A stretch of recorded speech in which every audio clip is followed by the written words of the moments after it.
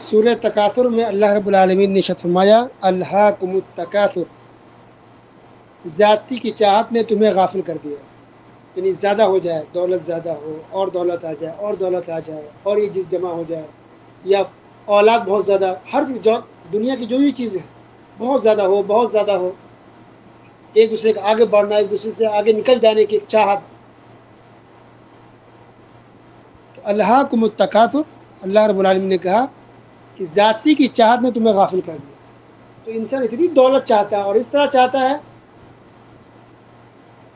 کہ اس زیادہ چاہنے کی وجہ سے، یہ دولت نہیں ہے، زیادہ چاہنے نہیں انسان کو غافل کر دیا. کس چیز سے؟ اللہ تعالیٰ سے غافل کر دیا، دین سے غافل کر دیا، اللہ کے احکام سے غافل کر دیا، رسول کے احکام سے غافل کر دیا. الہاکم التکاثر، زیادہ چاہیے، زیادہ چاہیے، کوئی مطمئن نہیں ہے. کسی کو ایک گھر ہے اپنا تو چاہتا دوسرا گھر ہو جائے، تو کرایہ والا چاہتا اپنا گھر ہو جائے، جس کا اپنا گھر ہے وہ مطمئن نہیں ہے دوسرا گھر ہو جائے. کسی کو دو ہو جائے تیسرا گھر ہو جائے، کسی نے ایک پلاٹ لیا تو چاہتا ہے دوسرا پلاٹ بھی ہو جائے، اور دو لے چکا نہیں تو ایک اور ہو جائے، 3 پلاٹ ہو جائے. ایک گاڑی چاہتا ہے کہ انسان کی دوسری گاڑی مل جائے. اب مہنگی گاڑی میں انسان گھوم رہا 10 لاکھ کی گاڑی میں، چاہتا کہ نہیں میں اور اس سے بھی قیمتی گاڑی لے لوں، 20 لاکھ کی گاڑی میں گھوموں. تو بس زیادہ زیادہ، اس کا پیٹ ہی نہیں بھر رہا ہے، نہ دل بھر رہا ہے، نہ خواہش پوری ہو رہی ہے. حتی زرتم المقابر، تو اتنا تم لوگ چاہتے ہو کہ زیادہ ہو زیادہ ہو، یہاں تک کہ تم چاہتے چاہتے قبرستان پہنچ جاتے ہو، قبر میں پہنچ جاتے ہو. تم مر جاتے ہو، قبرستان پہنچ جاتے ہو، لیکن چاہت ختم نہیں ہوتی.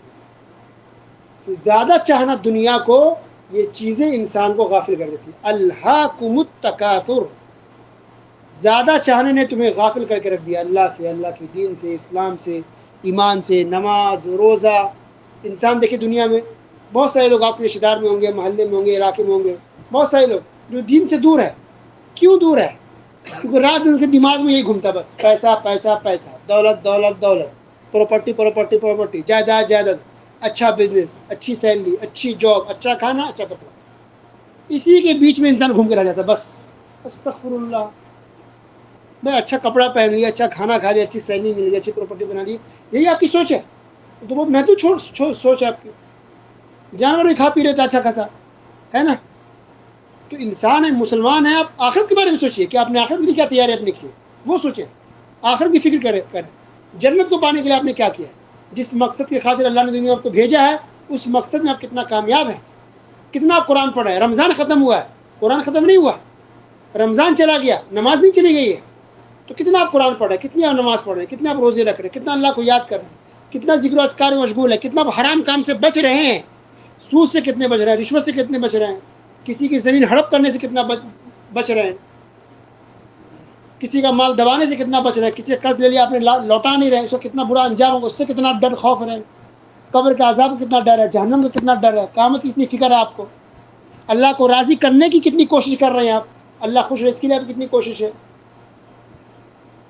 یہ فکر ہونی چاہیے مسلمان کی. اس کو کہتے ہیں مسلمان صرف کھانا، کپڑا، اچھا گھر، مکان، بس.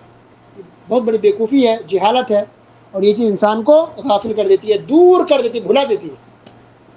اور بہت ڈینجر مسئلہ ہے مسلمان کے لیے. الہاکم التکاثر، سورہ تکاثر ہم پڑھتے ہیں، بال کبھی غور نہیں کرتے، کتنی اہم سورت ہے یہ. الہاکم التکاثر حتی زرتم المقابر، زیادہ چاہنے کی چکر میں، زیادہ چاہنے کی کوشش میں انسان غافل ہو گیا اللہ سے، اللہ کے دین سے، اسلام سے، اور یہاں تک کہ انسان قبرستان پہنچ جاتا ہے، قبر پہنچ جاتا ہے، اور وہ اپنی اصلاح نہیں کر پاتا.